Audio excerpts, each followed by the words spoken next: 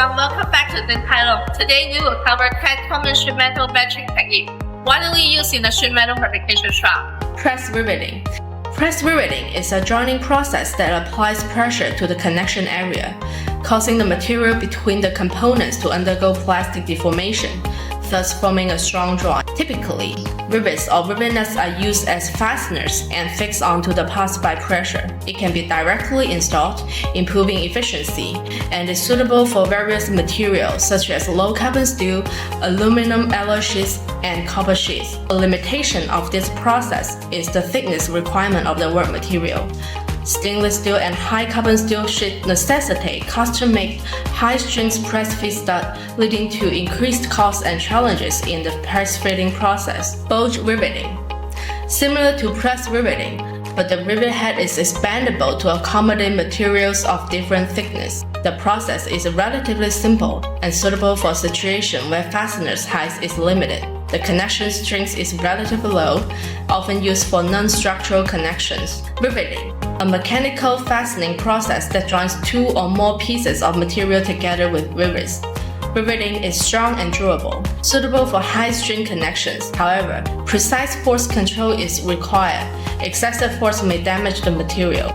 Bridge piercing, forming a bridge-like protrusion on the sheet metal parts through stamping. This structure functions to enhance the local strength of sheet metal parts and can also act as bridge for connecting and securing other components. Countersinking, it is a specially designed hole with a flat or inverted conical bottom, used to accommodate fasteners or other components for the purpose of fixation and connection. Countersinking includes cylindrical countersinks and cone-shaped for countersunk screws. Countersinks allow screws to be installed flush with the surface, creating a smooth finish. Embossing, forming a protruding shape on the part using a punch press or hydraulic press with a mold. It is formed in one step without need for secondary processing, ensuring the geometric size and high precision of the parts.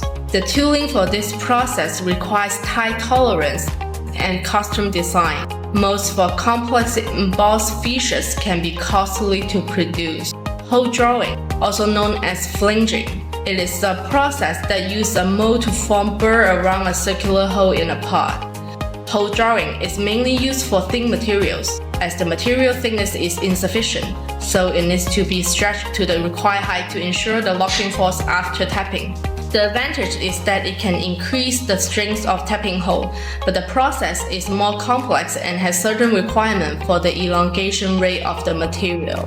Tapping, the process of machining internal threads on a part.